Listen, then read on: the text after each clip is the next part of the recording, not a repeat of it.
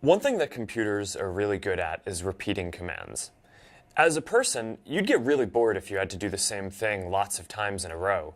But a computer can do the same thing millions or even billions of times and not get bored and be able to carry that out really well. So for example, if I wanted to wish everyone on Facebook a happy birthday by sending them an email, it might take me more than a century to actually write out all of those emails to everyone. But with just a few lines of code, I can have a system send an email to everyone on Facebook wishing them a happy birthday. So that's what loops are and why they're valuable and something that computers can do very well.